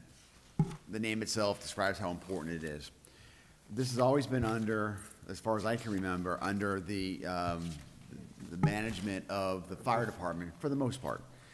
So if there was something that dealt with a fire, we knew that the chief, the fire chief, whoever it is or was, would be on top of that particular situation and provide whatever coordination was required to manage that particular thing. I also understand that hypothetically, if it was something more in the police realm, that you would see maybe the police chief get involved in something, kind of manage this. So my point here is that it appears as though we have this under control. Clearly, there are ways that we can improve on anything, including this. But as we are again raising taxes by over 2.5% plus the new growth, I'm just trying to find ways that we're not putting more resources to something that's not broken. And in this particular case, I don't think it's broken, and so I'm looking to cut that. I've had some conversations with the director, Mr. Spanner. He's gonna push back, and I expect that he will, and I encourage him to. I know what he's going to say because we went through this earlier today, so I know what he's going to say. Yeah, but now, I know what he's going to say, and I'm prepared for the follow-up. So why don't we let's do the dance. Sure. Yeah. So through you, Council President, For the record, did the mayor left? yes, he has another meeting, and some of our directors, unfortunately, they need to be in All right. tomorrow morning, early. Fine, no problem. I mean, that's fine, not an issue. So, the emergency, I think the reason why we are in disagreement, with Councilor LaPlante and probably just to clarify to the city council. We seem to be reactive in certain instances. And, and I would ask the council sometimes to look at our position and not only the money. The money is important because, and when we mention in the budget statement that we have financial gap, we're not in a deficit. So it has to do with risk management. Yes, we did have the fire chief at that time that was supervising, having oversight over the emergency management director. What was the result? The results were that we don't have a plan. We don't have an emergency plan. If anything happens, God forbid, that there's a huge fire in the city, if we have another explosion, if we have an airplane that crashes in the city, it already happened in Methuen. There's a small airplane that ditched and fell. We had one fatality. But imagine if that would have been the case in a densely populated city like Lawrence. There are consequences. There were opportunities for us to prepare. That has not been done. We have, the mayor has appointed, as in the memo I believe I sent to Councilor Luzon, and I appreciate your feedback, and Councilor Luzon indicated, well, this was not presented, and you're correct. It was not presented because it's under the oversight of the mayor. And we were trying, since there was not a permanent chief of police, we were deciding whether, the mayor was deciding whether to keep that position under the police department. However, we were confronted with other union issues, retirement issues, and that was not feasible. We still have the same person in the position because you need, just in case of an emergency, you need someone to deal with it. But this is not only fire and police. This has to do with many other issues that has to do with a winter storm, flooding, and we have, unfortunately, many other moving pieces in the city that other communities do not have. Our homeless population has grown from 100 and something when the administration came on board to now close to 400 homeless people that are living in the city. So, just a quick question, as per the Councilor Plan just mentioned. And also, it was brought up to the, to the committee meeting about that position. Do you have a plan that you can present to the council as of why we should keep it? Yeah, sure. Can you present that plan on writing? Yes, I And can then I'm present pretty it sure in Councilor writing. LaPlante will withdraw this motion. Yeah, right? Well, everything is plans. Well, as a matter of fact, I have already written, I just need to submit it to the mayor's signature as approval I as a think memo. that should be worked out then. Yeah. So what do you, so I'm sorry, the hour's late. What, you've got, you're gonna get something in writing that says what? It says, potentially was the truly definition of what they're planning on doing with the emergency management. And why it cannot be done by either one of the chief. So, where I was gonna go with this, and there's no surprise here, where I was gonna go with this, because the argument was made earlier that, we are insufficient, we're ill-prepared, maybe too strong, when it comes to planning for emergencies. You rattled off a few things, plane crashes, fires, et cetera.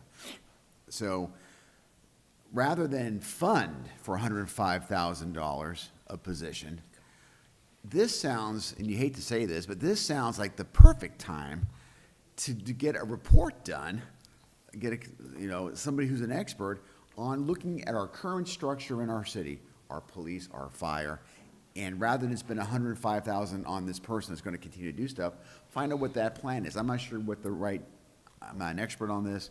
I mean, it's $20,000 for a report, 25. I have no idea what the right dollar amount is, but it's probably way less than $105,000. And that will, I think, provide a resolution to the concern that what are we doing as a city when something happens? Well, if it goes as I think it could go, we'll have a roadmap. And then we'll have a roadmap with our fire, our police, and whoever else, homeless, whoever else is part of this group. And then I think we can get to the place that the mayor's looking for, which is what are we doing when an emergency happens and how do we respond? Well, we've got it. It's on a piece of paper and we paid money for it. And we didn't have to pay $105,000 to have somebody do that because we've got this report. That's where I think we're going. So essentially, if I hear you correctly, Councilor Plant, what you're looking for is this department to have, instead of just an emergency management position, which is salaries only, to have a professional services on there with an allocation instead of the amount of dollars that we have there, correct?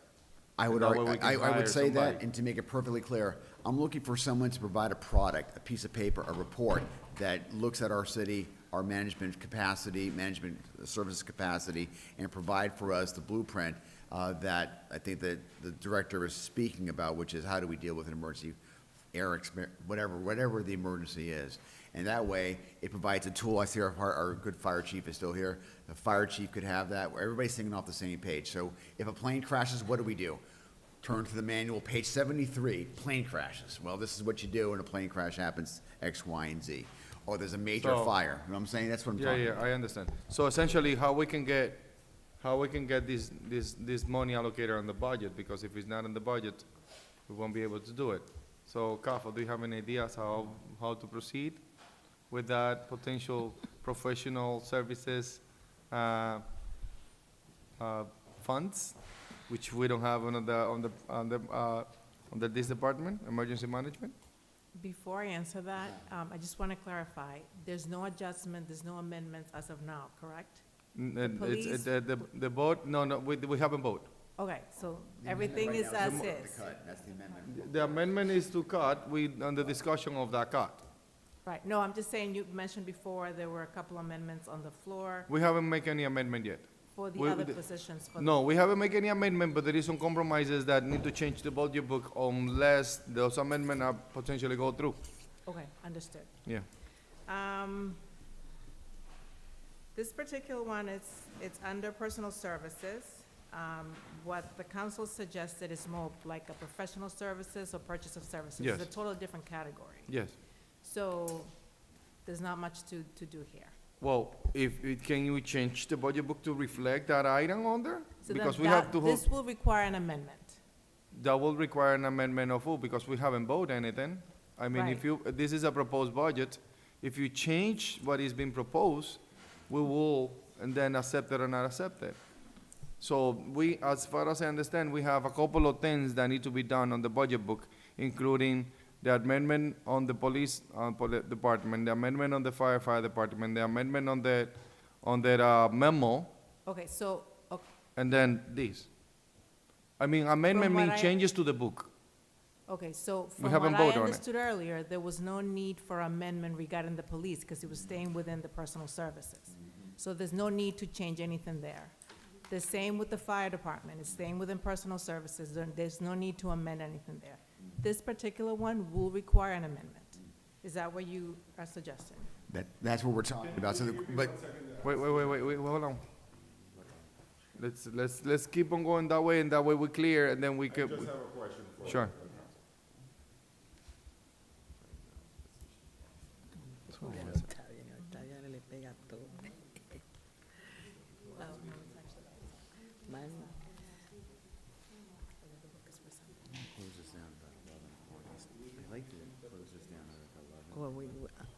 I'm ready to go home. So essentially, but going back to the previous amendment of the previous changes to the book, those 175,000 and those 150,000 from those two departments, they were earmarked specifically for a position.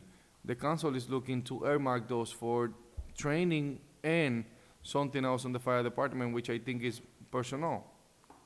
So that need to be some type of Okay, information being written down and brought up to the council. The original request per the police chief was, the original request per the committee meeting was additional patrol officers, officers on the street, and overtime. And we need to have that on writing. Right, so that was the original request. So that's why when I spoke with you and some of the council members, I said, it's okay, it's within personal services, no need to change anything, everything's gonna stay there. Yeah. And then that's when I had the conversation with you saying, when that position is going to be filled, it needs to be approved by the council. Yeah, and I within brought that 6 up months. to for Correct. transparency, that we have that conversation. Yes. But this council would like to have something on So writing now that you is on want top the of the, police officer, the police we chief want to some be type of in writing on training. the book. That's, okay, so can we clarify exactly what you're looking for? Is I it mean- personal services or is it training? There's two different things. I think that we were clear when we were having that discussion. I think you required a memo from the executive office, that Yeah, confirm that the changes proposed by the city council, which was discussed, that the mayor was comfortable with it. yeah, that memo need to be part of the budget book. Okay, so from personal services to purchase of services for the police department?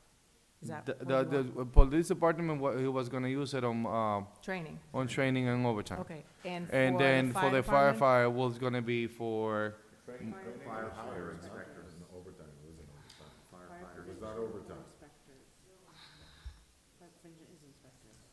so for, yes, for that firefighter, it was gonna be for fire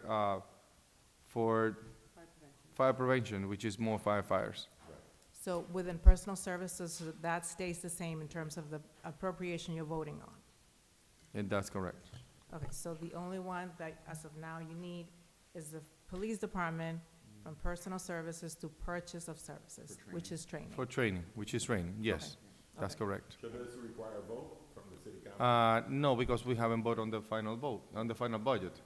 you That got, you will change, So that will be an amendment from the administration, correct? that will be an amendment to the administration that is gonna be reflected on the budget book.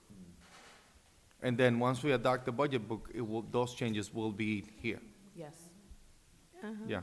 And also, the memo need to be changed and added to here, as we discussed before, which is, just remove the. Oh, the override, Yeah, yeah. the override word. Instead of- And now we are looking for also and change on the book, which, I mean, I'm talking from the top of my head. You have a good memory, that's good. Emergency management, which is basically adding a professional services. So within emergency management, it's going to be, instead of personal services, it's gonna go to Professional purchase of services. services, purchase of services. Or other purchasing services, Got it. correct? For the trick that you gave us. Council Councilor Infante. I think that we get into a point that, just to keep a clear mind and not lose track of the main focus, which is basically doing the work that we're supposed to do.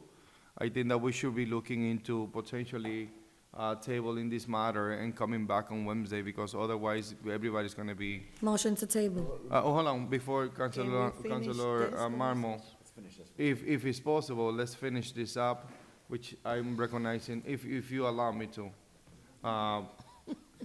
No, because I mean, a motion to table. Do I have the floor, Council I can, President? yes. No, wait. On a motion to table, it, actually no discussion, but if you withdraw, it haven't been second yet, I'll recognize Councilor Infante to finish up the discussion. Thank you. Councilor Infante. Through you, Council President, may I bring back the senior advisor? Senior advisor. Senior advisor, first I want to thank you, because everything falls on you, because you're always the one in front of us. Secondly, I'm conflicted on this position itself, on this, it's being presented to us as a Department 0029, as of right now, without the changes.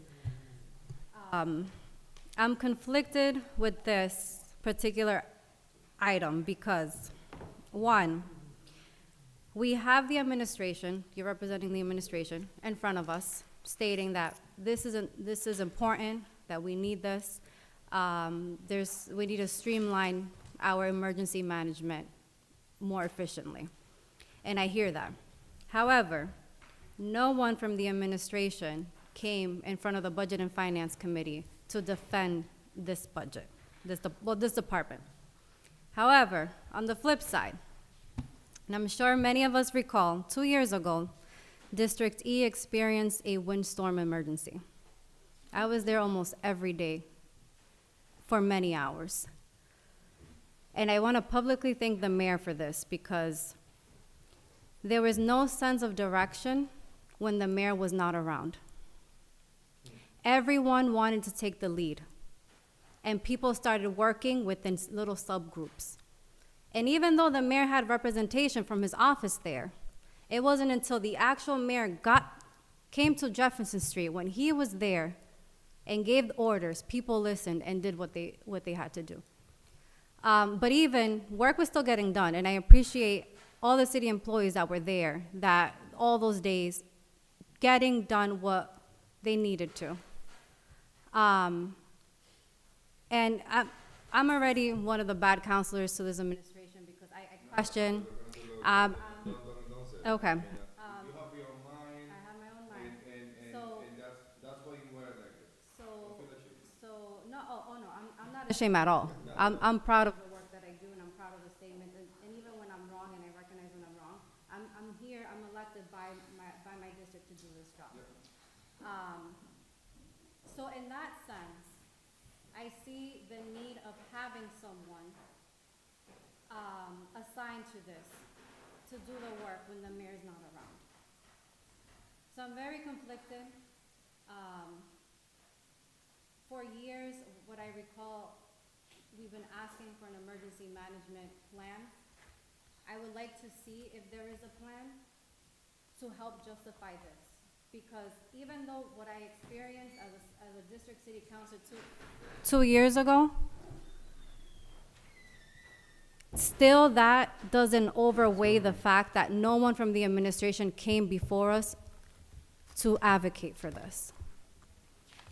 And I'm hoping, it sounds like we're going to continue this discussion on Wednesday. I'm hoping that we can have something to help me decide on this particular. And I'm only one counselor, I don't know how everyone else feels about it, but help me at least to see where I can move forward with this particular. Yeah, Thank and you. Counselor, I feel through you, Council President, I'm so sorry that you feel as if you're totally not positively seen by the administration. At least I don't want you to have that mixed message, or any one of you. We do have our opinions. Sometimes we And it gets back to me. I'm not gonna lie. And it gets back to me. Yeah. Which is, but I'm doing my job. Right. So I'm okay with it. And we do respect the fact, councilors, because they do represent their constituents, and we do our best to address these issues. But what we do have is information, what has been done and what not has been done. We know, and for instance, the question that Councilor LaPlante asked, and probably some of you may think about it as well, or think in the same lines. You have a police chief, you have a fire chief, and you want to give them so much responsibilities, which in my view is a little unfair, that when in case they do, and everybody works together, but did you know that we're not even on the emergency on the website, that we don't have a person, a contact person? Last time, for clarity, when there was this flooding, there was this storm that came other than what you had, because I've been with you, I've been with Councilor LaPlante, first fires that when the administration came on board, and thank God, we played it by ear and it worked. And that should have been a job of an emergency person that does the job. Why to pay?